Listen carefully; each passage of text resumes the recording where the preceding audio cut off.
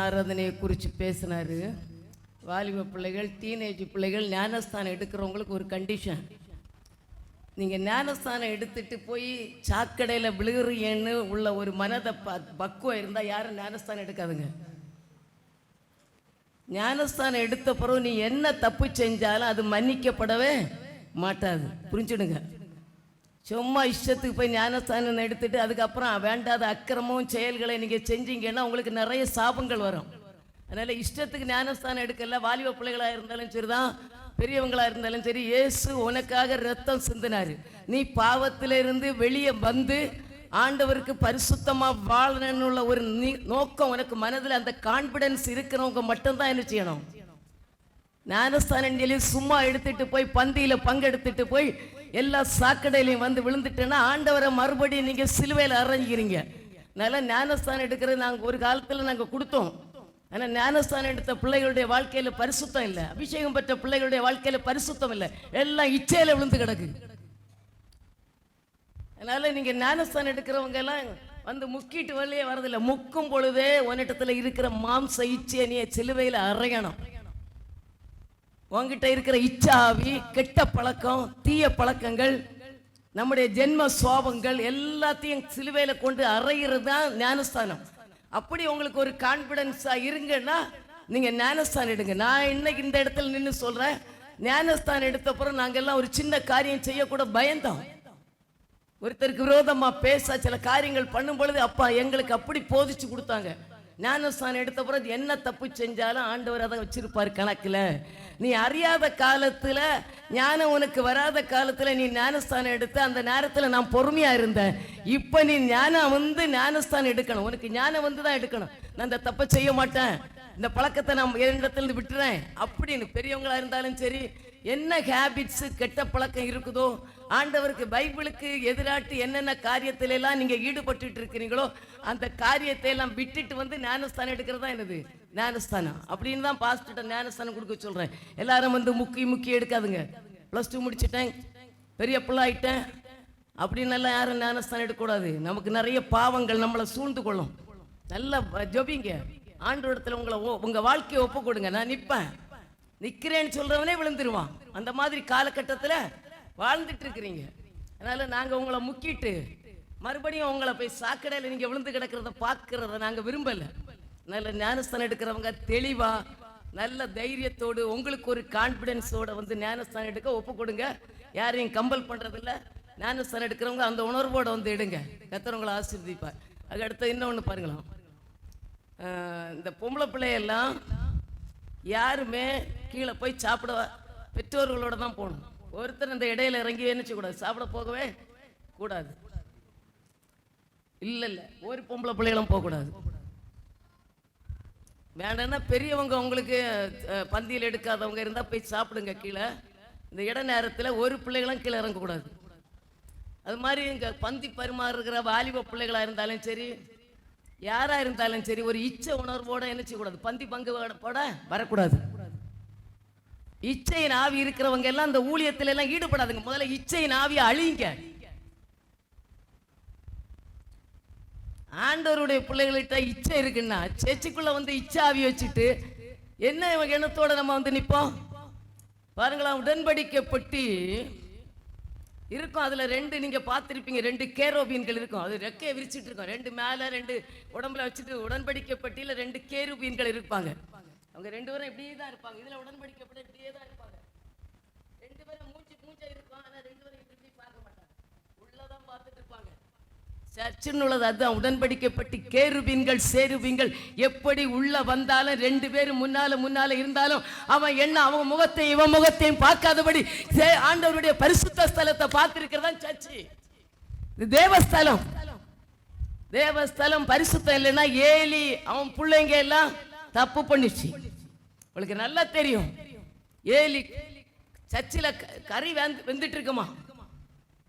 Eli பிள்ளைகள், என் பிள்ளைகளை வச்சுதான் சொல்றேன், ஏலி பிள்ளைகள் ஓடி வந்து ஒரு சூலாயுதத்தை வந்து குத்தி அவன் சொல்லி விடுவான், கொஞ்சம் கறி வாங்கிட்டு வாடான்னு.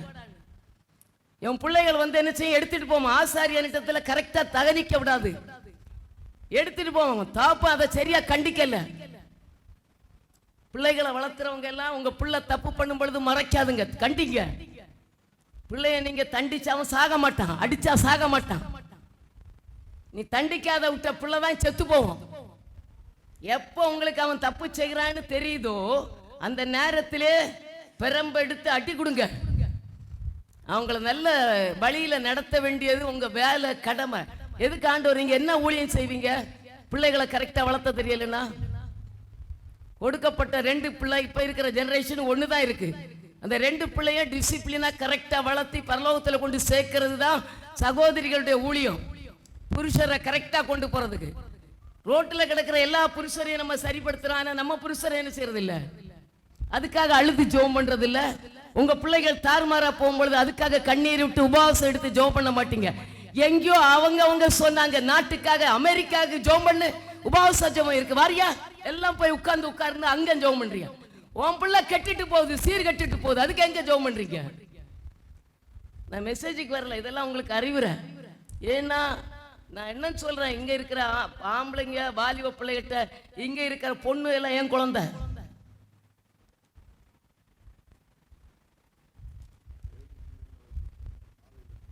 ஏலி பிள்ளைகளையா கடைசியில் என்னாச்சு? யுத்தத்துக்கு ஏலி பிள்ளைகளை விட்டுட்டேன்னு சொல்றேன். யுத்தத்துக்கு போனாங்க.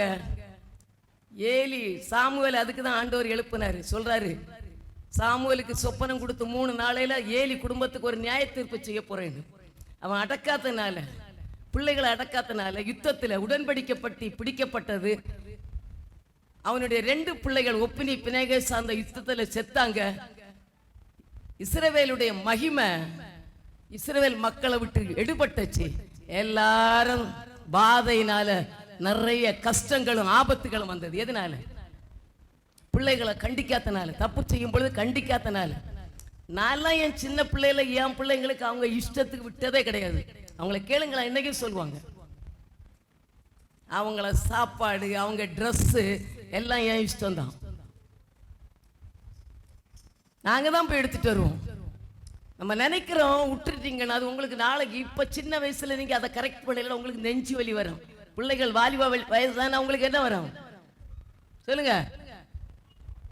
சின்ன பிள்ளையில உடம்பு வலி, அவங்கள சர்ச்சை கூட்டிட்டு போனோம், அவங்கள படிக்க வைக்கணும், அவங்கள கரெக்ட் பண்ணணும், அவன் என்னெல்லாம் பண்றேன்னு உங்களுக்கு அதை மைனியூட்டா நோட் பண்ண உங்களுக்கு கொஞ்சம் உடம்பு வலி சரீரத்தில் நமக்கு என்ன, அது இப்படியே போட்டுன்னு விட்டுறீங்க. அப்ப என்ன உண்டாகும்? உடம்பு வலி. ஆனா வாலிப பிள்ளையில அவன் செய்கிற தப்புனால உங்களுக்கு நெஞ்சு வலி வரும், ஹார்ட் அட்டாக் வரும். எல்லா பேரண்ட்ஸும் ரொம்ப ஜாக்கிரதையா இருங்க. வாலிப பிள்ளைகளை வச்சிருக்கவங்க நிம்மதியா இருக்கக்கூடாது. நெருப்ப கையில வச்சிருக்கிற மாதிரி, ஆண்டவரே என் பிள்ளைங்க எங்கெல்லாமோ போகுது, நீங்க உங்க பிள்ளை நல்லா இருந்தா கூட சாத்தா வந்து நுழைவான். நம்ம நினைக்கிற இஷ்டத்துக்கு நம்ம பிள்ளைகள் இருக்கணும். அதனால ஸ்ட்ரிக்டா சர்ச்சுக்குள்ள ஸ்ட்ரிக்ட். இது சர்ச்சு பரிசுத்த ஸ்தலம், இதை பரிசுத்த குலைச்சல் ஆக்க கூடாது. இங்க இருக்கிற பொண்ணுங்க எல்லாம் என் பொண்ணு மாதிரி, என் பொண்ணை எவனா தொட்டா நான் விட மாட்டேன். அதே மாதிரிதான் இங்க இருக்கிற பையனும் அப்படிதான், நீங்களும் அப்படிதான். இங்க எந்த உறவும் இல்லை. அண்ணன் தம்பி, அக்கா தங்கச்சி, இங்க என்ன உறவு? அண்ணன் தம்பி அக்கா தங்கச்சி உறவு தான். எந்த பொண்ணுகளும் சரி பையன்கிட்ட போய் பேசக்கூடாது. எதுக்கு நீங்க வரீங்க? சாக்கடையில இருந்து நீங்க வாரீங்க, நீங்களே விழுந்து கிடக்கிற சாக்கடை, அந்த சாக்கடையில இருந்து அந்த சாக்கடையை கிளீன் பண்ணுக்கு இங்க வாரீங்க. நாங்க கிளீன் பண்ணி ஏதோ உங்களை வச்சிருக்கிறோம், ஏதோ ஒரு சாக்கடை வரும், நீ நல்லா இருக்கிற, அவ்வளவுதான், விழுந்துட்டேன். எல்லா பொண்ணுங்களும் அப்படிதான். ஒன்னு எனக்கு பிடிச்சிருக்கு, நீ நல்லா இருக்கிற, இதுதான் அவளுக்கு தீந்து சீச்சு. ஒரு வார்த்தையில விழுந்துறாளுங்க. என்னத்தை இவங்க சாதிப்பாங்க வாழ்க்கையில? அதுங்க தெருவில் இருந்து பேசி படிச்சுட்டு IAS IPS ஆகிட்டு கலெக்டர் ஆகிட்டு இருக்குது. ஒன்னும் இல்லாத பிள்ளைங்க, விக்கிரகத்தை ஆராதிக்கிற பிள்ளைகள், தேவன் ஆராதிக்கிற பிள்ளைகள் எல்லாம் 60%, 40%. இதெல்லாம் என்னத்துக்கு படிக்க வச்சு சீக்கிரம் கட்டி கொடுங்க. அவங்களுக்கு ஆசை வந்திருக்கும். அவங்களுக்கு அப்படிதான். படிக்காத பிள்ளைகளுக்கு மாப்பிள்ளை பார்த்து கட்டி கொடுங்க, ஆசை வந்துச்சு. 95, 98% எடுக்காத பிள்ளைகள் எல்லாம் எதுக்கு சர்ச்சைக்கு வருதுங்க? ஒரு பிள்ளை கூட சரியா வாங்கல. எல்லாம் செல்லு, விளையாடுறது, முட்டாள் மாதிரி பேரண்ட்ஸை முட்டாளாக்கி, ஊழியக்காரனை முட்டாளாக்கி, நாங்க எதுக்கும் இங்க வந்து உட்கார்ந்துட்டு ராமும் பகலும் சாப்பிடாம உளிக்காம தூங்காம கிடந்துட்டு அதுங்களை நல்லா வைக்கணும், நல்லா வரணும், நல்லா வரணும்னு நாங்க பிரயாசப்பட்டா ஒரு சொறி நாய், ஒரு வெறி நாய் ஒன்ன கடிக்குது. அந்த வெறி எங்க போவோம்? அடுத்த வரிக்கு போவோம், அந்த வரி நாய இன்னொரு வரி நாயை கடிக்கும். இந்த மாதிரி வாழ்க்கையில நீங்க இங்கெல்லாம் வச்சுட்டா, நான் ஏன் சொல்றேன்னு தெரியல, இதெல்லாம் இங்க லாயக்கப்படாது. நான் ஒத்துவிடவே மாட்டேன். எல்லாம் இங்க டிசிப்ளினா ஒழுக்கமா, நீ எங்கேயோ வெளியே போ, இங்க நீ என்ன பண்ணனா இங்க கரெக்ட் பரிசுத்த ஸ்தலம். ஒருவன் மனுஷனுக்கு விரோதமா பாவம் செஞ்சா அது மன்னிக்கப்படும். தேவனுக்கு விரோதமாகவே பாவம் செஞ்சா என்ன, அது நியாய தீர்ப்பு, சாபம். வாதம் வந்துடும் சர்ச்சுக்குள்ள. சர்ச்சுக்குள்ள என்ன வரும்? வாதம். எத்தனை இடத்துல வாதம் வந்துச்சு தவறு செய்யும் பொழுது. ஆண்டவர் அங்க எல்லா மக்களும், சும்மா இருக்கிறவன் செத்து போறான், வாத செய்ய உண்டாக்குனவன் சாக மாட்டான், சும்மா இருக்கிற மக்கள் செத்து போறாங்க. அதனால ரொம்ப ஸ்ட்ரிக்டா சொல்றேன், நீங்க எந்த நோக்கத்தோட சர்ச்சுக்குள்ள ஒரு அண்ணன் ஆம்பளைங்களும் சரி வாலிப தம்பிகளும் சரி தவறான எண்ணத்தோட நீங்க பேசக்கூடாது. இந்த பொம்பளை பிள்ளைகளும் தவறான எண்ணத்தோட இங்க இருக்கிற ஆம்பளை பையனோட நீங்க நினைக்கவும் கூடாது. அது கனவுல இங்க நடந்துட்டு போவேன்னு இப்ப இருக்கிற வாலிப பிள்ளைகளுக்கு சொல்றேன். அது உங்களுக்கு இங்க எந்த காரியமும் நடக்காது. அதுக்கு நாட்டு அளவுடு சொல்லிட்டான். வசனத்துக்கு போவோம். நீதிமொழிகள் 16:18. சில காரியங்கள் எல்லாம் உங்களுக்கு சொல்லணும், அதனால தான் அதெல்லாம் உங்களுக்கு சில காரியங்களை சொல்லி இருக்கிறோம்.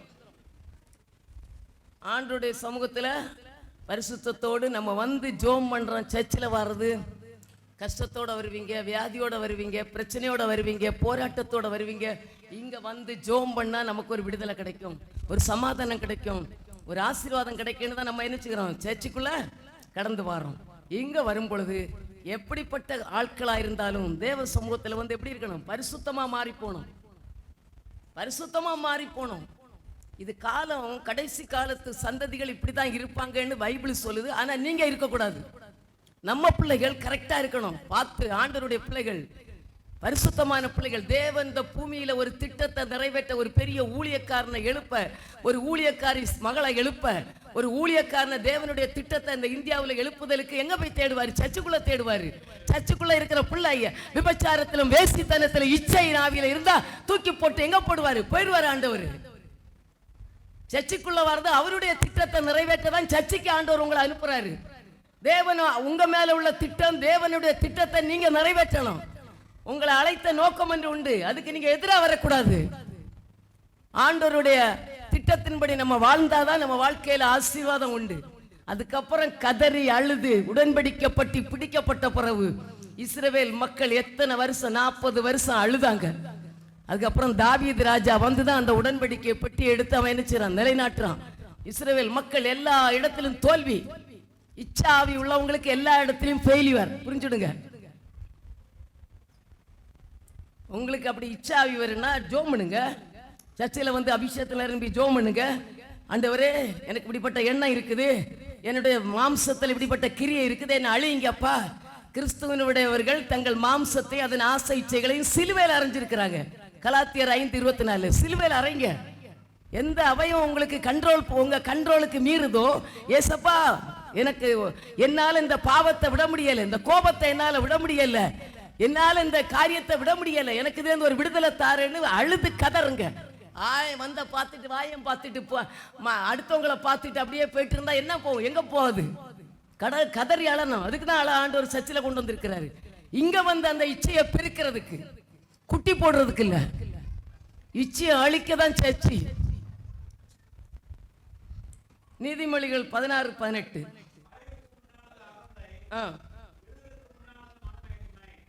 பாருங்களா, அழிவுக்கு முன்னானது அகந்த. ஒருத்தருக்கு அழிவு வருதுன்னா உங்களுக்கு முன்னாலே, அதுக்கு முன்ன என்னதான்? மேகம். மழைக்கு முன்னால மேகம் வர்ற மாதிரி, கருப்பு மேகம் வந்துட்டா மழை வரும்னு அர்த்தம். அதே மாதிரி ஒருத்தர் அகந்தையா போயிட்டு அப்படி நெக்கலா பண்ணிட்டு யாரையும் மதிக்காம திமிராட்டு திரிகிறாங்கன்னா அவங்களுக்கு என்ன வருதுன்னு அர்த்தம்?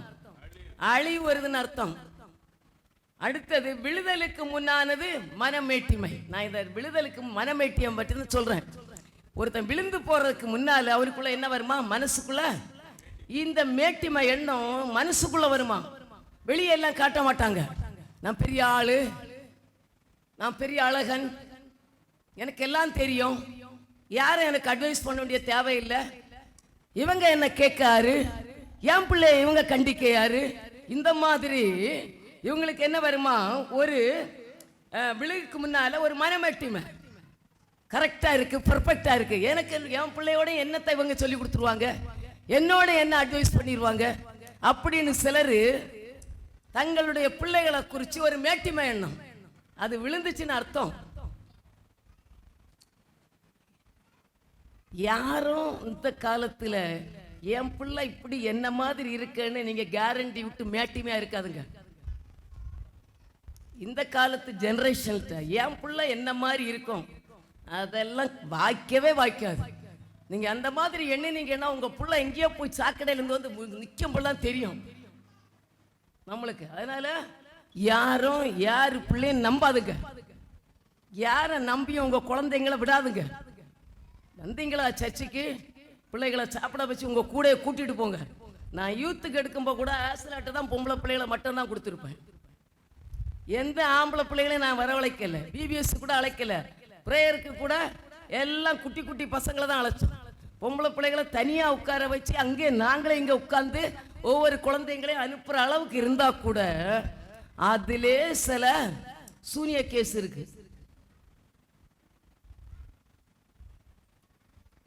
அதான் இந்த கடைசி காலத்தில் உள்ள சந்ததிகள் எல்லாம் இப்படிதான் இருக்கு. யாருக்குன்னு இல்லை, எந்த பெற்றோருன்னு இல்லை, உங்களுக்கு அடுத்தது நம்பி இருப்பீங்க. நம்மளுக்கு மனசுல என்ன இருக்கும், நம்ம பிள்ளைகளை பற்றி நிறைய கனவுகள் கண்டுட்டு இருப்பீங்க, நிறைவேற்றாத போன நம்ம என்ன செய்வோம், துக்கிப்போம். பேரண்ட்ஸ் அவ்வளோ கஷ்டப்பட்டு வளர்க்குறீங்க, அதுங்க உங்களுக்கு விரோதமா எழும்பும் பொழுது உங்களுக்கு மனசுல என்ன இருக்கும், சமாதானமே இருக்காது, வீட்டுல சந்தோஷம் இருக்காது, தேவனுடைய சமூகத்தில் ஒரு ஐக்கியம் இருக்காது. அதனால விழுக்கு முன்னால ஒவ்வொருத்தருக்கும் மனமேட்டிமை என்பது என்ன செய்யக்கூடாது, வரவே கூடாது. மனமேட்டிமை எப்படி ஏன்னா சிலர் பாருங்களா, சங்கீதம் 5ஆம் அதிகாரம் 10ஆம் வசனத்துல தாவீது யார் விழுவாங்கன்னா 5:10, சங்கீதம் 5:10 என்ன, தேவனே அவர்களை குற்றவாளிகளாக தீரும், அவர்கள் தங்கள் ஆலோசனைகளாலே விழும்படி செய்யும். அவங்க ஆலோசனை எப்படி, யார் விழுவாங்க, தங்கள் யாருடைய ஆலோசனை கேட்காத புள்ள விழுந்துரும். பைபிள் நான் படிச்சிருந்தேன், ஏன்னா இந்த ப்ரோக்ராம்லாம் எடுக்கும்போது அந்த கேப் அதில் தெரியுது. நீங்கள் படிக்கிறது இந்த இதில் விழாத்தனால மைக்கில் பிடிச்சாதான் விழா. அப்போ நான் அந்த நீங்கள் அந்த மெசேஜை கேட்டீங்கன்னா அதில் ஒரு 2-3 நிமிஷம் அப்படியே கேப்பாக நிற்குது. அதனால தான் நானே மைக்கில் படித்தேன். இல்லைன்னா பைபிள் படிக்கிறவங்க மைக்கில் படிங்க. என்ன பண்ணுறேன்னு சொன்ன பாருங்களா, ஆலோசனை, பிள்ளைகளுடைய ஆலோசனையை கேட்டு, இளைஞர்களுடைய ஆலோசனையை கேட்டு நம்ம குடும்பத்தை என்ன செய்யக்கூடாது, நடத்தக்கூடாது. வாலிபர்களுடைய ஆலோசனை, அவங்களுக்கு ஒரு ஆலோசனை இருக்கு, அவங்க ஆலோசனை எல்லாம் செயல்படாது. சிலர் தங்களுக்கு ஆலோசனை, அவங்களே கற்பனை தனக்குள்ளே ஒரு ஆலோசனை பண்ணி அந்த ஆலோசனையில விழுந்துருவாங்களாம். தங்களுக்குன்னு சில ஆலோசனை வச்சிருக்காங்களா, அவங்க தான் விழுவாங்களாம். யார்கிட்டையும் ஒரு கவுன்சிலிங் சொல்ல மாட்டாங்க. நிறைய இடத்துல பிள்ளைகள் எல்லாம் தப்பு பண்ணும்போது, நான் இதே சர்ச்சில் சொல்றேன், சில பிள்ளைகள் ஆண்டி சில பையனும் எங்களுக்கு போன் பண்றாங்க, நீங்க இதை விலைக்கு வைங்கன்னு என்கிட்ட வந்து சொன்னாங்க. நான் யாருக்கும் தெரியாம, பேரண்ட்ஸுக்கும் தெரியாம 2 பிள்ளைகளையும் கூப்பிட்டு வான் பண்ணி அதுங்க இன்னைக்கு நல்லா இருக்குது. அதுவும் அப்படிப்பட்ட பிள்ளைகள் இங்க இருக்கிறாங்க. சரியா, 2-3 பிள்ளைகளுக்கு எங்களுக்கு இப்படி போன் பண்ணி விஷ் பண்றாங்க. நான் இன்னொரு விதத்தில் அறிஞ்சேன், எல்லா பொண்ணுங்களுடைய பர்த்டேயும் பையனோட்ட இருக்கான். எதுக்கு, எங்களுக்கு ஊழியக்காரனுக்கே தெரியாது உங்க பர்த்டே, பையனோட்ட உங்களுக்கு பர்த்டே எதுக்கு போகுது, எல்லாம் திருட்டு கள்ளிங்க. பையனோட மட்டும் இல்ல, எதுக்கு இவளுடைய பர்த்டே அங்க போகுது, பரிமாறு எப்படி தெரியுது. அதனால கொஞ்சம் கேர்ஃபுல்லா இருங்க. 5 வயசு 4 வயசே லவ்வுக்கு சப்போர்ட் பண்ணுது, அதை யூஸ் பண்ணிடுறாங்க. 10 வயசு பிள்ளை, என் பிள்ளை சின்ன பிள்ளைன்னு எல்லாம் இருக்காதுங்க. உங்க பிள்ளை சின்ன பிள்ளை இல்ல, விளைஞ்சதா இருக்குது. அண்ணமார்களுக்கு லவ்வுக்கு சப்போர்ட் பண்றது, தூது போறது. நீங்க நினைப்பீங்க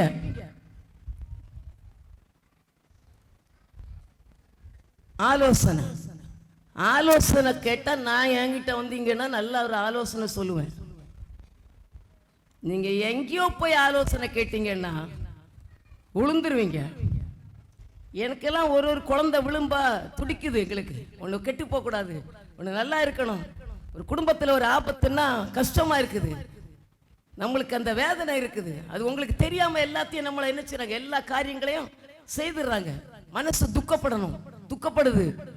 ஏன் இது, ஏன் இப்படி, ஏன் இது நடக்குது? அதனால நம்ம என்ன செய்யணும், நம்ம ஆலோசனையில போய் விழக்கூடாது. சில ஆலோசனைகள் எங்க போய் கேட்கணுமோ அவங்கள்ட்ட ஆலோசனை கேட்கணும். விழுந்தவன்கிட்ட போய் ஆலோசனை கேட்ட அவன் என்ன செய்வான், எலும்புக்கு வழி காட்டுவானா?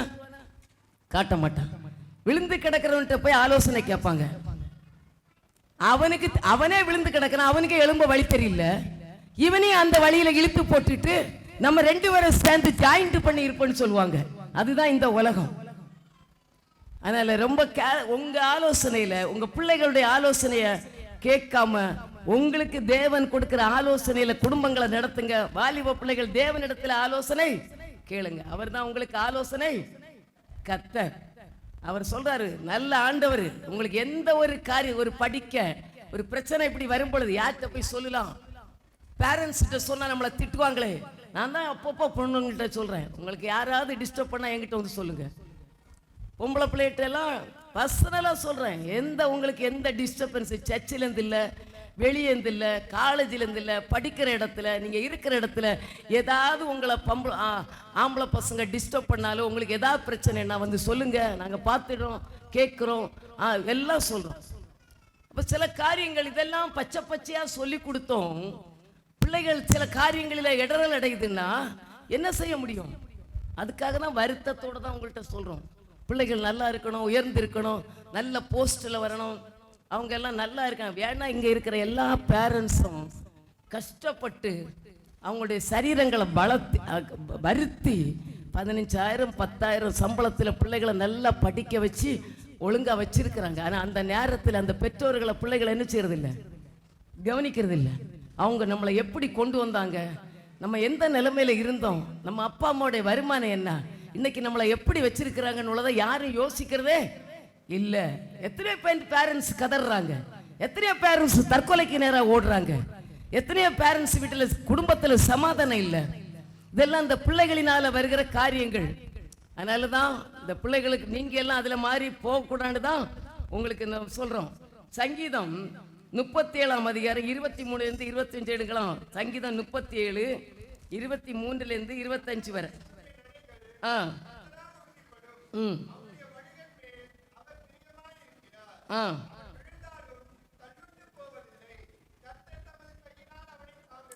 சில இடத்துல நல்ல மனுஷனுடைய நடைகள் கர்த்தரால் உறுதிப்படும். நம்ம யாரா இருக்கணும்? நல்ல பிள்ளைகளா, நல்ல மகனா. கேட்டீங்களா? யாரா இருக்கணும்? கெட்ட குமாரனா இருக்காதுங்க யாரும். நல்ல மகனா இருங்க. அப்பா அம்மாக்கு, உங்க அப்பா அம்மா உங்க பார்த்து சொல்லணும், என் பிள்ளை சூப்பர் பையன். உங்க அப்பா அம்மா உங்களை பார்த்து, என் பிள்ளை பரவாயில்ல, அவன் கரெக்டா இருக்கிறான், நல்லா இருக்கிறான், நான் இப்படி ஒரு குழந்தைய பெற்றதுக்கு என்னது எவ்வளோ பாக்கியம் செஞ்சிருக்கணும் அப்படின்னு உங்களை குறித்து என்ன செய்யணும்? சொல்லணும். நல்ல மனுஷனுடைய நடைகள் என்ன செய்யுமா? கர்த்தரால் உறுதிப்படும். உங்க நடை எதனால உறுதிப்படணும்? உங்க நட ஓட பாவர கர்த்தர்கிட்ட கேட்கணும், இது பரவாயில்லையாப்பா, இது உங்களுக்கு பிடிச்சிருக்கா? யார்கிட்ட கேட்கணும்? என் சீவனை ட்ரெஸ் பண்ணிட்டு ஓடி வந்தா பாட்டி நல்லா இருக்கான்னு கேட்க வந்தா, பிங்க் ட்ரெஸ் நல்லா இருக்கான்னு. இப்போ உங்க நட, நீங்க பண்ற ட்ரெஸ்ஸு, நீங்க பண்ற எல்லா காரியமும் சேட்டைகள் ஆண்டவரத்துல கேளுங்க, அப்பா இது நல்லா இருக்கா? ஏசப்பா இது உங்களுக்கு பிடிச்சிருக்கா? யாரெல்லாம் அப்படி கேட்கறது சொல்லுங்களா? அப்படி யாரா இருக்கிறீங்களா? அப்படிப்பட்ட பிள்ளைங்க விழுந்தாதான் கடவுள் தூக்குவார். ஒருத்தரும் போய் யார்கிட்ட கேட்கணும், ஆண்டவரே நான் செய்யறது உங்களுக்கு பிரியமா? ஆண்டவரத்துல கேட்கணுமா? உங்க நட, உங்க ஓட, உங்க பேச்சு, உங்க பாவனை, உங்க எண்ணம் எல்லாம் கடவுளிடத்துல கேட்கணும். நல்ல மனுஷனுடைய நடைகள் எதா இருக்குமா? யாருக்கு பிரியமா இருக்குமா? கர்த்தரால் உறுதிப்படும் அவனுடைய வழியின் மேல் அவர் பிரியமாயிருக்கிறார். நல்ல அவங்களுடைய வழியில கடவுள் பிரியமா இருப்பார். எங்க போனாலும் எந்த இடத்துல போனாலும் இடரல் வராது. அதை பார்த்தா கூட அந்த பிள்ளைகளை பார்த்து அப்படியே ஒரு தேவ சாயல் இருக்கும். மூஞ்ச பார்த்தா ஒரு தேவ சாயல்.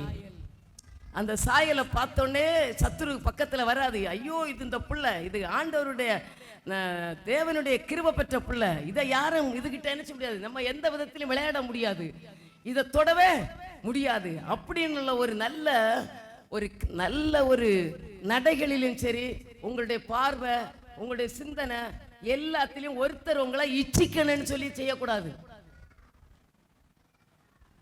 ஆண்டவர் உங்களை பார்த்து மகிழணும். புரியுதா? நம்மளை பார்த்து இன்னொருத்தர் நம்மளை பார்த்து ஒருத்தர் இச்சிக்கணும். அப்ப நீங்களும் கெட்டு அநேகரை கெடுக்கிறீங்க. இது பரிசுத்த இதுன்னு இல்லை, கிறிஸ்தவ பிள்ளைகளும் அப்படிதான் இருக்கணும். உங்களை பார்த்தா நல்லவங்க உலகத்துல என்ன செய்யணும்? 4 பேரு மாறணும். நம்மளை பார்த்தா மாறணும். நம்மளே விழுகிறவங்களா இருக்கிறோம். அடுத்த பாரு, அவன் விழுந்தாலும் தள்ளுண்டு போவதில்லை, கர்த்தர் தமது கையினால் அவனை தாங்குவார். யார? நல்ல மனுஷனுடைய நடைகள், நல்ல பிள்ளைகளுடைய நடைகள் கர்த்தரால் உறுதிப்படும். இது போதும் மகளே, இது போதும். சிம்பிளாயிரு. நீ ஆண்டவருடைய பிள்ளை இருக்கணும். உனக்கு எப்ப ஸ்டைல் பண்ண அந்த நேரம் உண்டு.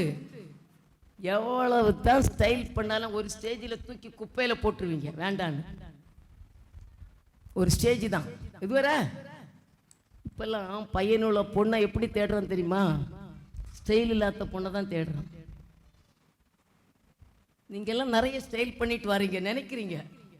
ஆனா நாங்க எங்களுடைய நாலெட்ஜில் பசங்க பொண்ணு தேடுறானுவா, நல்ல பையனுவா பொண்ணு தேடுறான். பொண்ணு ஸ்டைல் இருக்கக்கூடாது, சிம்பிளா இருக்கணும், நேச்சரா இருக்கணும், எந்த ஆர்டிபிஷியலும் இருக்கக்கூடாது. அதுதான் விரும்புறாங்க. அதெல்லாம் எங்க காலங்கள் எல்லாம் அப்படித்தான், பழைய காலங்கள். இப்ப எல்லாம் அப்படி இல்லை, எல்லாம் ஆர்டிபிஷியல் காலம் வந்துச்சு. அப்போ நம்ம நினைக்கிறோம், ஆண்டவரும் அதை தான் விரும்புறாரு. அதுதான் நிலைச்சம், என்னைக்கும் நிரந்தரமா இருக்கிறது. கடவுள் அதன் மேல பிரியமா இருப்பாரு. அதான் சொல்றாரு, அப்படிப்பட்டவங்க விழுந்தாலும் என்ன ஆக மாட்டாங்களாம்? தள்ளுண்டு போக மாட்டான். அப்படி விழுந்தா கூட கடவுள் டக்குன்னு தூக்கி விட்டுருவாரு. போராட்டங்கள் வரும், பிரச்சனைகள் வரும், கஷ்டங்கள் வரும், சூழ்நிலைகள் வரும், அப்படி ஆண்டவர் தூக்கி விட்டுருவாரு. தான் பிள்ளைகள் எல்லாம் ஜெபம் பண்ணுங்க, ஆண்டவர் இடத்துல உறுதிப்படுங்க, உங்க நடையெல்லாம் ஆண்டவர் இடத்துல கேளுங்க. அப்பா அம்மா பிடிக்கலன்னு கூட பரவாயில்ல, நீங்க ஆண்டவருக்கு பிரிய இருந்துன்னா நீங்க அந்த வழிகளில நடங்க. ஆண்டவருக்கு பிரியப்பட்டா போதும். ஆண்டவரை பிரியப்படுத்துற மாதிரி நம்ம என்ன செய்யணும்? இருக்கணும். அடுத்த பாருங்களாம், மேட்டிமை எப்போ வர? நான் 2 நாளாகவும் 26ஆம் அதிகாரம் 16ஆம் வசனம். ஒரு மனுஷனுக்கு எப்போ மேட்டிமை வரேன்னா 2 நாளாகவும் 26, 16.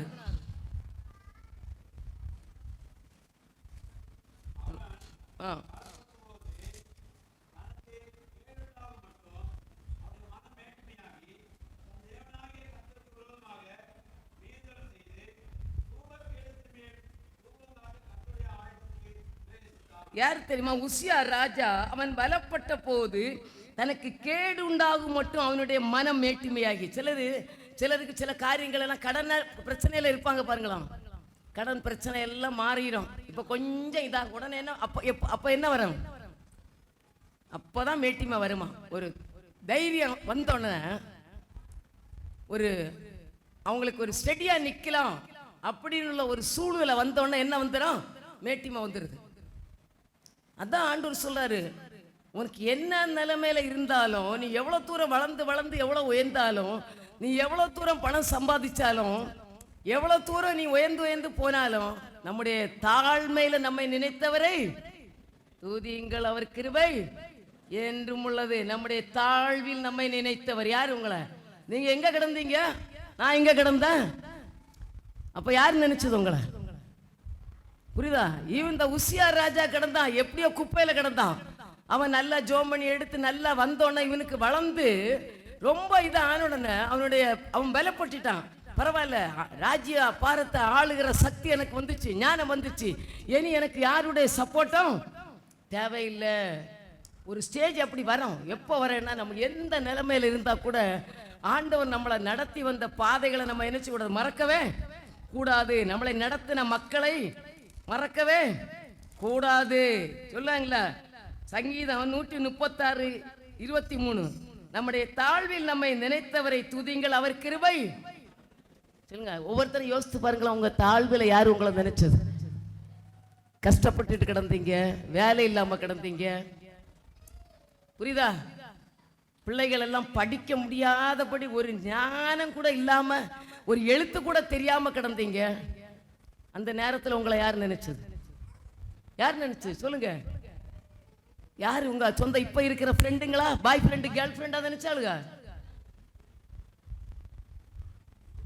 நீ இப்ப உயர்ந்தோன்னா உன்னை நினைக்க நிறைய மக்கள் வந்துட்டாங்க. எப்பா படிச்சுட்ட, எங்க குப்பையில கிடந்த, எப்படியே கிடந்த, யாரும் உன்னை பார்க்கல. இப்ப கொஞ்சம் உயர்ந்துட்டு வந்த, நீ உயர்ந்த உடனே உன்னை நினைக்க நிறைய பேர் உண்டு. ஆனா நம்ம யாரை நினைக்கணுமா?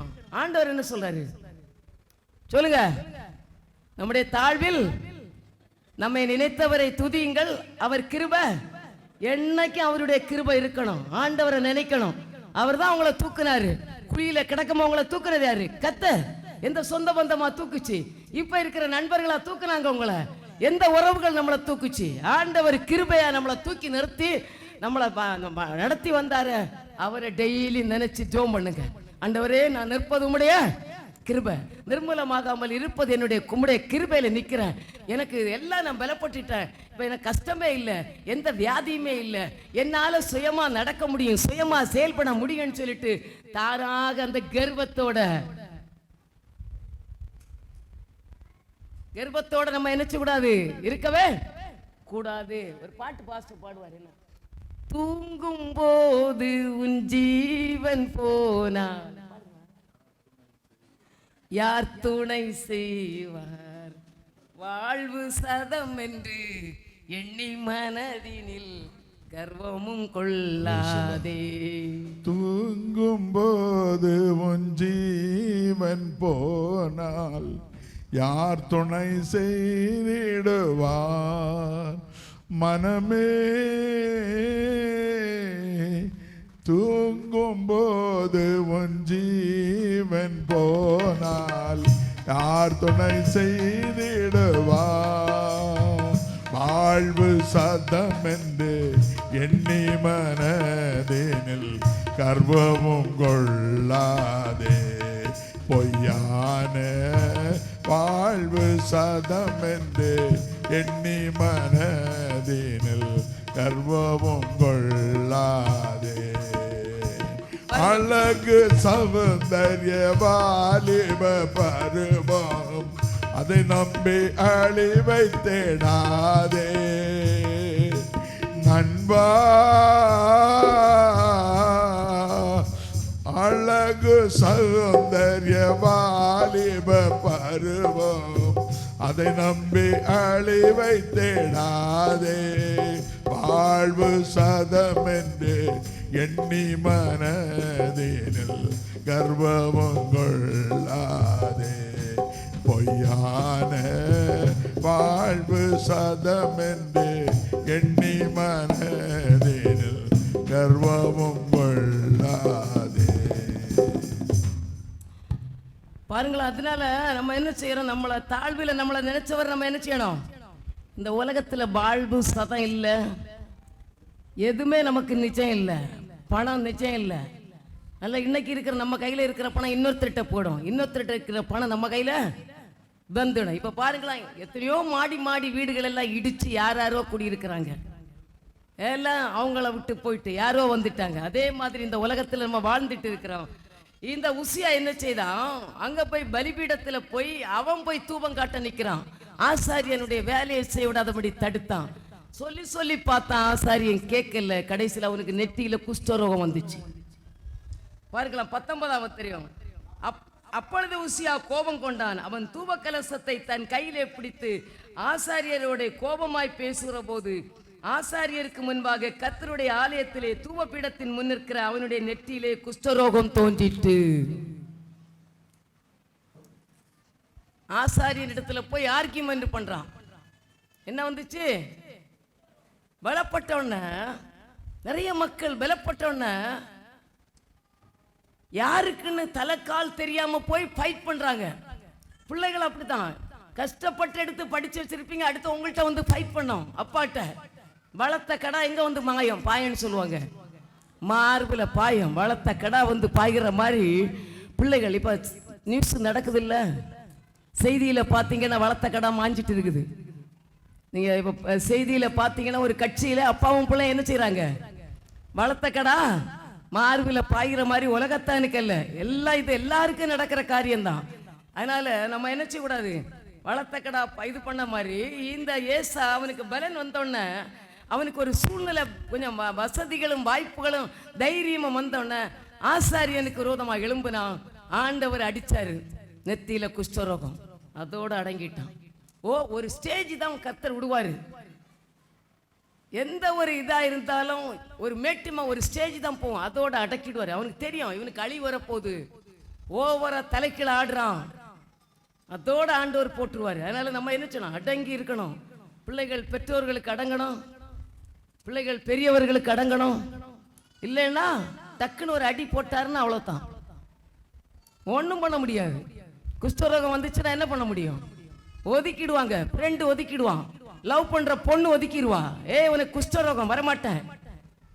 ரொம்ப பண்ணா என்ன பண்ணுவார் ஆண்டவர்? பேரண்ட்ஸுக்கு விரோதமா வேண்டாத காரியங்களை செய்யும் பொழுது ஒரு குஷ்டரோகம் வந்துச்சுன்னா அவளை எவன் கட்டுவான்? எந்த பொண்ணு கட்டுவா? நீங்க பண்றதெல்லாம் பேரண்ட்ஸுக்கு விரோதமா பிடிக்காத காரியங்களை செய்யும் பொழுது அவங்க மனசால உங்க மேல கஷ்டப்பட்டுருவாங்க. ஆண்டவர் பாப்பாரு, வச்சிடுவார் ஒரு ஆப்பு. நிறைய இடத்துல பிள்ளைகள் பேரண்ட்ஸை மன கஷ்டப்படுத்தக்கூடாது. சர்ச்சுக்குள்ள வந்தீங்கன்னா ஊழியக்காரங்களை மனவேதனைப்படுத்த விடக்கூடாது, அது உங்களுக்கு ஆசீர்வாதம் இல்லை. நீங்க நல்லா இருக்கணும். உங்களுக்கு அட்வைஸ் பண்றது, அடிக்கிறது, திருத்துறதெல்லாம் உங்களுக்காக. நீ எப்படியோ போய் தாறுமாறா போய் எங்கேயோ போயிட்டு என்னோ போய் விழுந்து கிடையாதுன்னா, நீ விழுந்தாலும் நான் தான் தூக்க வரணும். நீ விழுக்கு முன்னால நான் சொல்லுவேன், நீ விழாத விழுந்துருவ, நீ போயிடுவ, நீ கொஞ்சம் இதா பண்ற நில்லுன்னு உங்களை அடக்கிறது தான் சர்ச்சி, ஆராதனை, ஜெபம், உங்களுக்கு கொடுக்குற அட்வைஸ் எல்லாம். நீங்க அதை கேட்டுட்டு பொழைச்சிட்டீங்கன்னா பொழைச்சிடுவீங்க. அதுக்கப்புறம் விழுந்து கிடந்துட்டு சாக்கடையில் கிடந்துட்டு என்ன தூக்கல்லியேன்னு எல்லாம் யாரும் நினைச்சு கூடாது, யோசிக்கவே கூடாது. அடுத்த பாருங்களாம், எசேக்கியேல் 31:10. அழகு வந்தாலே என்ன வந்துருமா? மேட்டிமை வந்துருமா? என்ன வந்துடும்? அழகு. எசேக்கியேல்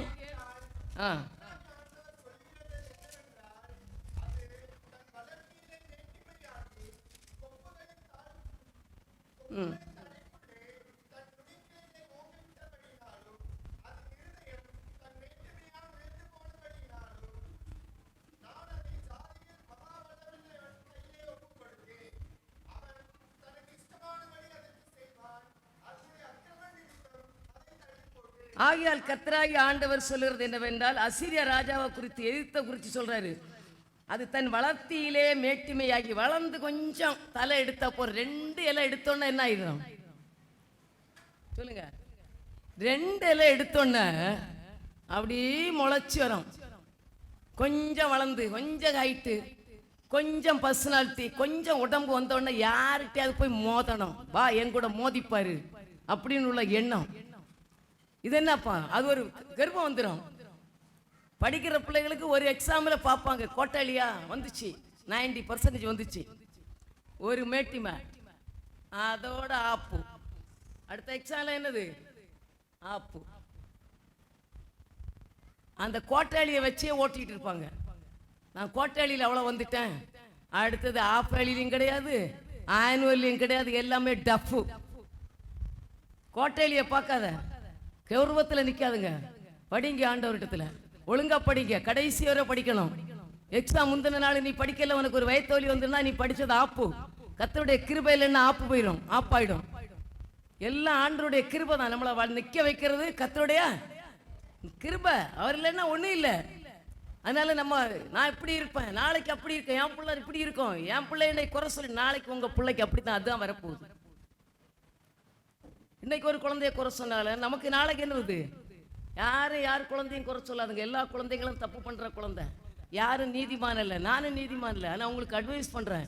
எங்களுக்கு சொல்லி இருக்கிறாரு. ஏலி கண்டிக்காதனால தான் அவன் விழுந்தான், அவன் குடும்பம் அழிஞ்சிச்சு.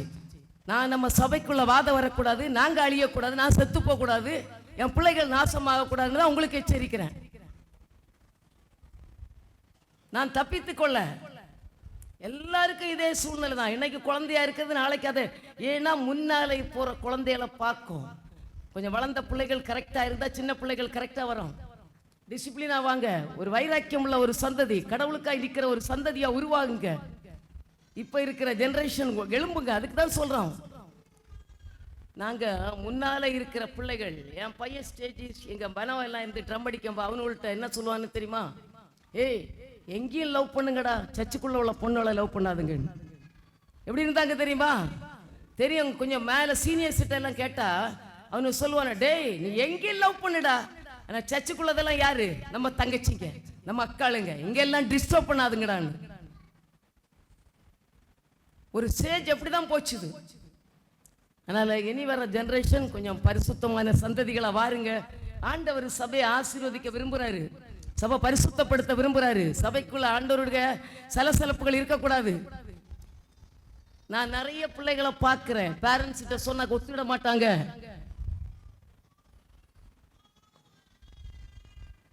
நாங்க கண்ணை மூடிட்டு இருக்கிறோம். பொண்ணுங்கள்ட்ட வந்து நான் உத்தமன்னு சொல்லிடுறாங்க. இதுங்களாம் வாயை விட்டுருது. சூப்பர்.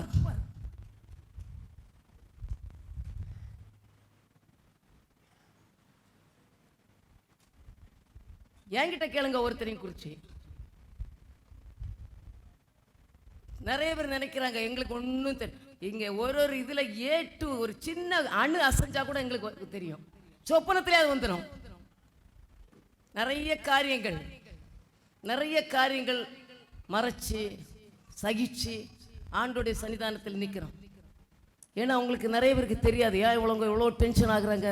இதெல்லாம் நிறைய பேர் அறிஞ்சா கூட நமக்கு என்ன வேலை, அப்படியே போட்டு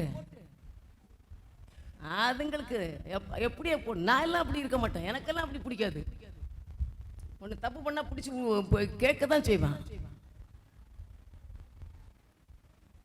அதனால நீங்க ஆண்டோடைய பிள்ளைகள் கரெக்டா பெர்ஃபெக்டா என்ன செய்யணும்? வளர்ந்தோன்ன கர்வம் ஆகக்கூடாது. தலை எடுத்தோன்னா தாவப்பனுக்கு மேல கொஞ்சம் ஹைட் வச்சுட்டானா அப்பாட்ட அடிக்க அடிக்கிறது. பொம்பளை பிள்ளைகளும் அப்படித்தான் எதிர்த்து பேசுறது.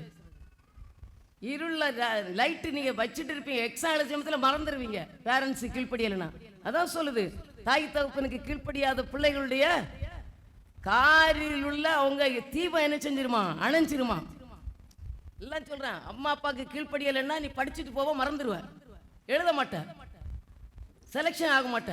ஏதோ கிருபையில் நான் உங்களை எல்லாம் ஜோம் பண்ணி கிருபை வந்து கண்ணை மூடி ஜோம் பண்ணுங்கன்னா எல்லாம் கண்ணை இந்த ஆந்த கண்ணு மாதிரி முழிச்சிட்டு இருக்கானோ. யாரடா பாக்குறீங்க? கண்ணை மூடி கிருபாசனத்தை பார்த்துட்டு இருங்க. ஆண்டவரை பாருங்க. உன்னை ஆசீர்வதிக்கிறவர் கர்த்தர். உன் எதிர்காலம் அவர் கரத்துல இருக்கு, வேற இல்ல. ஓடிடுவாங்க எல்லாரும். உனக்கு கஷ்டம் வரப்போ ஓடிடுவாங்க. உங்க மண்டையில குஷ்டரோகம் வந்தா எல்லா பொண்ணும் ஓடிடும். உங்களுக்கும் அப்படிதான், ஜாக்கிரதையா இருக்கு. சர்ச்சைக்கு விரோதமா எழுதுனா குஷ்டரோகம் வந்துடும். ஒரு பையன் கூட உங்களை கட்ட மாட்டான். கேர்ஃபுல்லா இருங்க. அதானே வாதம் வந்துச்சு சர்ச்சுக்குள்ள.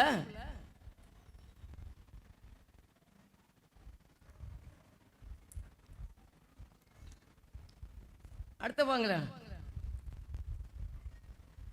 ஆண்டவர் சொல்றாரு, டைம் ஆயிடுச்சு. நீதிமொழிகள் 16:5. நீதிமொழிகள் 16:5.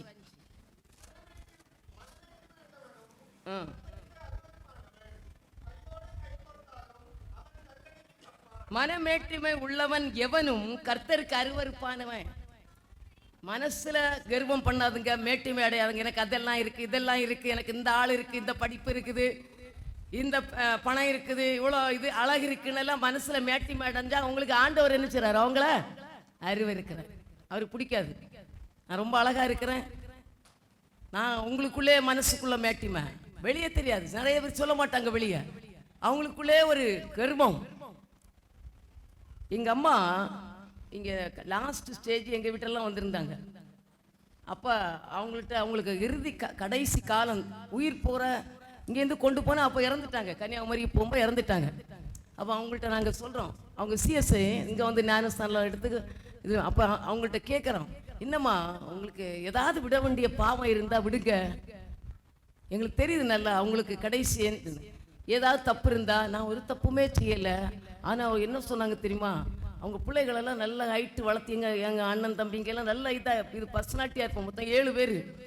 என் குழந்தை என் பிள்ளைகளை குறித்து எனக்கு ஒரு மேட்டிமை இருந்தது. என்ன சொன்னாங்க தெரியுமா, என் பிள்ளைகளை குறித்து அவங்களுக்கு தனியாக ஒரு மேட்டிமையா. என் பிள்ளைகள் மற்ற பிள்ளைகளை மாதிரி இல்லை, எல்லாம் அழகான பிள்ளைகள்.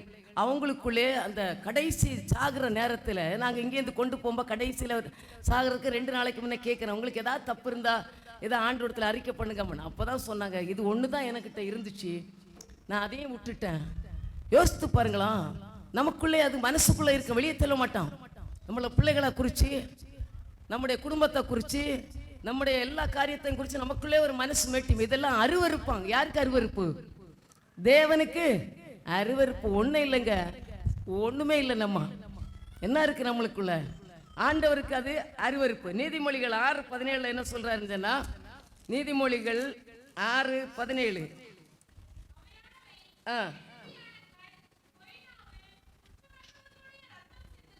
6 காரியங்களை கர்த்தர் வெறுக்கிறார், 7 அவருக்கு அருவருப்பானவைகள். அவையாவன மேட்டிமையான கண். சிலர் அப்படி பார்த்துட்டு போகும்போது அப்படி கர்வமா போயிடுவாங்க. கண்ணுல என்ன இருக்கும்? மேட்டிமை. இதெல்லாம் உடைச்சிருவாரு. ஆண்டவருடைய பிள்ளைகளுக்கு இதெல்லாம் இருந்தா அழிவு வருதுன்னு அர்த்தம். நமக்கு ஒரு எச்சரிப்பு. நீதிமொழிகள் 11:14 நீதிமொழிகள் 11:14 என்ன சொல்லப்பட்டிருக்கு? ஆலோசனை இல்லாத இடத்தில் ஜனங்கள் விழுந்து போவார்கள், அநேக ஆலோசனைக்காரர் உண்டானால் சுகம் உண்டாகும். இப்போ யார் விழுறது? ஆலோசனையை கேட்காதவன் தான் விழுவான். நிறைய பேர் ஆலோசனை பண்ணி அட்வைஸ் பண்ணி பண்ணி பண்ணி பண்ணி அந்த குழந்தை என்ன செய்யும்? கரெக்ட் ஆகிடும். ஏன் அட்வைஸ் பண்ணுறோம்? ஆலோசனை கொடுங்க, இப்படி பண்ணு, அப்படி பண்ணு, இதை செய், அதை செய், உனக்கு இதுலேருந்து வெளியே வரலாம், ஆண்டவர் உனக்கு உதவி செய்வார்னு நிறைய ஆலோசனைகளை பிள்ளைகள் கேட்டுதுன்னா அது விழாது, இடராது. எனக்கு ஒருத்தர் ஒன்றும் சொல்ல வேண்டிய தெரியல, எல்லாம் எனக்கு தெரியும், நீங்கள் ஒன்றும் பேச வேண்டிய தேவையில்லை, எனக்கு என் பிள்ளைக்கு யாரும் சொல்ல வேண்டிய தேவையில்லை, இப்படி விட்டேன்னா அது விழுந்துடும். ஆண்டவர் சொல்றாரு, நிறைய ஆலோசனைகளை என்ன செய்யணும்? கேளுங்க, கேட்கணும். உங்க அம்மா சொல்ற ஆலோசனை, அப்பா சொல்ற ஆலோசனை, சண்டே கிளாஸ் டீச்சர் சொல்ற ஆலோசனை, பாஸ்டர் சொல்ற ஆலோசனை, நல்ல நல்ல விசுவாச பிள்ளைகள் சொல்ற ஆலோசனைகளை நீங்க என்ன செய்யணும்? கேட்கணும். இல்லைன்னா விழுந்துருவோம். ஒரு ஆலோசனை கேட்காம உங்க ஆலோசனையிலே நடந்து போயிட்டீங்கன்னா எங்கேயாவது போய் விழுந்திருந்துட்டு ஆண்டவரே ஆண்டவரே நல்லா நினைச்ச கூடாது, கதறவே கூடாது. அதனால நீங்க விழாம இருக்கணும்னா ஆலோசனைகளை நினைச்ச கூடாது, அசட்டை பண்ணவே கூடாது. மத்தேயு 7:25 அதோட நான் முடிச்சிடுறேன். மத்தேயு 7:25 என்ன செய்யுது? ஒரு கட்டடம், ஒரு அஸ்திபாரம் உள்ள கட்டடம், கண்மலையின் மேல் அஸ்திபாரம் போட்ட கட்டடம் என்ன செய்யாது? பெருமழை சொரிந்து பெருவெள்ளம் வந்து காற்றடித்து அந்த வீட்டின் மேல் மோதியும் அது விழவில்லை, ஏனென்றால் அது கண்மலையின் மேல் அஸ்திபாரம் போடப்பட்டிருந்தது. உங்க அஸ்திபாரம் யார்கிட்ட இருக்கணும்? கண்மலை யாரு? இயேசு. யாரை நம்பியும் அஸ்திபாரம் போடாதுங்க, என்ன நம்பியும் அஸ்திபாரம் போடாதுங்க. என் பிள்ளைய நான் இங்கே அனுப்புகிறேன், அவங்க ஒழுங்கா பாஸ்டர் அம்மா பாஸ்டர் பார்த்துடுவாங்கன்னு என்ன நம்பி என்ன செய்யாதுங்க? அஸ்திபாரம் போடாதுங்க. எங்கள் அஸ்திபாரத்தையும் உடைச்சிருவாங்க. அதனால உங்கள் வாழ்க்கையில் நம்முடைய அஸ்திபாரம் யார் மேலே இருக்கணும்? கர்த்தர் மேலே. அவர் என்ன பிள்ளைய பாதுகாப்பார், என் பிள்ளைக்கு எந்த தீங்கும் செய்ய மாட்டார், என் பிள்ளைகளுடைய எதிர்காலம் ஆண்டவருடைய கரத்தில். ஆண்டவரே நீர் அவர்களை நடத்தேன்னு சொல்லும் பொழுது அந்த அஸ்திபாரம் என்ன பெருவளம் வந்தாலும், பிள்ளைகள் எல்லாம் அப்படித்தான் இருக்கணும். வாலிப பிள்ளைகள் உங்களை யாரும் அசைக்க முடியாது, அசைக்கக்கூடாது. எந்த பெரிய ஆட்கள் வந்து உங்கள்கிட்ட இச்சையான வார்த்தைகளை பேசினாலும் என்ன செய்ய முடியாது? அசைக்கவே கூடாது. எங்களுக்கு அப்பா அம்மா இருக்கிறாங்க, அவங்கள பார்த்துடுங்க. எங்ககிட்ட இந்த வார்த்தைக்கு வரவே கூடாது. எங்கும் போய் உங்களை அசைகிற மாதிரி, நீங்க விழுகிற மாதிரி, சாக்கடைக்குள்ள போற மாதிரி எல்லா வாலிப பிள்ளைகளும் விழக்கூடாது. நீங்க காலேஜுக்கு போறவங்க நிறைய பேர் இருக்கிறீங்க, அங்க போறது எதுக்குன்னா படிக்க. உங்க டிகிரியை வாங்குறதுல கண்ணும் கருத்துமா இருங்க. தம்பிங்களும் அப்படித்தான், காலேஜுக்கு போறோன்னா அங்க போய் எதுக்கு படிக்க போறீங்க? என்ஜினியர் படிக்க போறீங்க, டிகிரி படிக்க போறீங்க, படிச்சுட்டு வந்து ஒரு நல்ல IAS வரணும், நல்ல உயர்ந்த போஸ்ட்ல வரணும். அதுதான் உங்க வாழ்க்கையின் லக்கா இருக்கணும். புரியுதா? நம்ம வாழ்க்கையின் லக்க எல்லாம் கோட்டை விட்டுட்டு கூட படிக்கிறது அந்த காலேஜ் வரை படிக்க கூட இருக்கும். உன்னை லவ் பண்றேன், அது முடிஞ்சோன்ன அது டாட்டா காட்டிட்டு அது ஊருக்கு போயிடும். நீ இங்க வந்து லவ் ஃபெயிலியர்ல உட்காருவ. எந்த ஃபெயிலியர்ல உட்காருங்க? 3 வருஷம் காலேஜ் படிச்சா, டிகிரி படிச்சா 3 வருஷம் கூட லவ் பண்ண மாதிரி நடிப்பானுவான். அவன் 10 பொண்ணுகிட்ட நடிச்சுட்டு இருப்பான். தயசில் அவனும் ஒண்ணுக்கு ஒன்று அடி பண்ணுவானுவான், அடி விட்டுவானுவான். நல்ல பொண்ணுன்னு என்ன, அது எஸ்கேப் ஆகி நல்ல கேம்பஸ் செலெக்ஷன் ஆகி வேலைக்கு போயிட்டு அவனோட எல்லாம் தள்ளி விட்டுட்டு வரான். இல்லைன்னா அடி வச்சு சண்டை போட்டு கிடக்கும். அதனால எந்த இடத்துலையும் நீங்க எதுக்கு போறீங்களோ அந்த காரியத்தை கரெக்டா என்ன செய்யுங்க. கர்த்தர் உங்களை எதுக்கு, உங்க பேரண்ட்ஸ் உங்களை எதுக்கு அனுப்புறாங்களோ அதை படிங்க. கஷ்டப்பட்டு எல்லா காரியங்களையும் சாக்ரிஃபைஸ் பண்ணி உங்களை படிக்க வச்சிருக்காங்கன்னா முதிர் வயதுல அவங்கள நீங்க காப்பாற்றணும். எங்கேயோ போய் எவனுக்கோ போய் பாத்திரம் கழுவுறவங்களா போய் உட்காரவே கூடாது. வேலைக்கு போனோம், அங்கெல்லாம் அப்படித்தான். வேலைக்கு போனோம், இன்னைக்கும் உட்காந்து சாப்பிடுறோம். புரிஞ்சுடுங்க. நீங்க ஒரு நல்ல அரசாங்க வேலையில போயிட்டீங்கன்னா நீங்க இன்னைக்கு எந்த விதத்துல யாருக்கும் அடிமை ஆக மாட்டீங்க. பொம்பளை பிள்ளைகளா இருந்தாலும் சரிதான், பையனா இருந்தாலும் சரிதான், நீங்க அடிமை ஆக மாட்டீங்க. நல்ல டெஸ்ட் எல்லாம் இருக்கு, எழுதுங்க, படிங்க, நல்ல நல்ல போஸ்ட்ல வாங்க, உயர்ந்த ஸ்தானத்துல வாங்க, அரசாங்க உத்தியோகத்துல வர்றதுக்கு பாருங்க. நல்ல எங்கேயோ போய் ஐடி கம்பெனில போய் ராவம் பகலும் கஷ்டப்பட்டு எலும்பை உடைச்சி 50 வயசுல அப்படி ஸ்கியூஸ் புளிஞ்சிட்டு அப்படி சக்கையை தள்ளிடுவானு. 50 வயசுல நீங்க எல்லாம் யூஸ்லெஸ்ஸா போயிடுவீங்க. நான் போன வாரத்தில் 60 வயசுல ரிட்டையர்ட் ஆனாங்க, எல்லாம் எங்க இருக்கிறாங்க. 60 வயசு தான் இப்போ ரிட்டையர்மெண்ட்டு. எல்லாம் என் ஃப்ரெண்டு ஒருத்தர் ரிட்டையர்ட் ஆன, அதுக்காக போயிருந்தோம். எல்லாம் எங்க இருக்கிறாங்க. ஒருத்தரும் ரிட்டையர்மெண்ட்டுன்னு சொல்ல முடியாது. எல்லாம் 1.5 லட்சம் 1.25 லட்சம் சேலரி வாங்கிட்டு அழகாக ஜம்முன்னு வராங்க. 70,000 பென்ஷன் வாங்குவாங்க. எப்படி? நாங்கெல்லாம் அப்படிதான் வந்தோம், படித்தோம், வேலை வாங்கணும், எங்களுக்கு வேணும், கவர்மெண்ட் வேலை வேணும், மாப்பிள்ளை எல்லாம் அப்புறம், கல்யாணம் அப்புறம், வேலை எங்களுக்கு வேணும். அந்த மாதிரி வைராக்கியத்தில் படித்தோம். எதுக்கு நீங்க படிக்கிறீங்க? அதனுடைய நோக்கத்தை நிறைவேற்றுங்க. அதை தான் எல்லா பிள்ளைகளும் ஸ்கூல்லையும் காலேஜுக்கு போனீங்கன்னா அதை நோக்கத்தோட வந்தீங்கன்னா சூப்பரா வந்துருவீங்க. உங்களுக்காக ஒரு இடம் இருக்குது, உங்களுக்காக கவர்மெண்ட்ல ஒரு நல்ல போஸ்ட் ஆண்டவர் ஆயத்தப்படுத்தி வச்சிருக்கிறாரு. தானியேலை போல ராஜாவுக்கு அடுத்த ஸ்தானத்துல ஒரு பெரிய உன்னதமான இடத்துல கர்த்தர் உங்களை வைக்க அவர் திட்டம் கொண்டிருக்கிறாரு. நீங்க போய் எந்த ஒரு சாக்கடையிலையும் விழுந்து உங்க லைஃப்பை ஸ்பாயில் பண்ணாதுங்க. எழும்பி பிரகாசிங்க, ஆண்டவருக்காக வாழுங்க. கர்த்தர் உங்களை ஆசீர்வதிப்பார். கர்த்தர் தாமே உங்களை கண்களை மூடி ஜெபிப்போம். பரலோகத்தின் தகப்பனே, ஆண்டவரே, இந்த பிள்ளைகள் ஒருவரும் கெட்டு போவது உமக்கு சித்தம் இல்லை. எல்லா பிள்ளைகளும் ரட்சிக்கப்படணும், பரிசுத்தம் உள்ளவர்களாய் வாழணும், இவங்க பரலோகத்துக்கு வரணும் என்பதுதான் உம்முடைய திட்டம். அதன்படி இந்த பிள்ளைகளை நீர் நடத்துவாப்பா, நடத்த வேண்டிய வழியிலே நடத்தும். அவர்கள் எதையும் முட்டக்கூடாப்பா. அந்த ஆலோசனைகளை அவர்கள் ஏற்றுக்கொண்டு தங்களுடைய தங்களுடைய வாழ்க்கையை சீரமைக்க உடைய பிள்ளைகளுக்கு கிருபை செய்யும். ஆண்டவரே, உம்முடைய அபிஷேகம் உடைய பிள்ளைகளோடு தங்கி இருக்கட்டும். இயேசுவின் மூல ஜெபங்களும் பிதாவே, ஆமென்.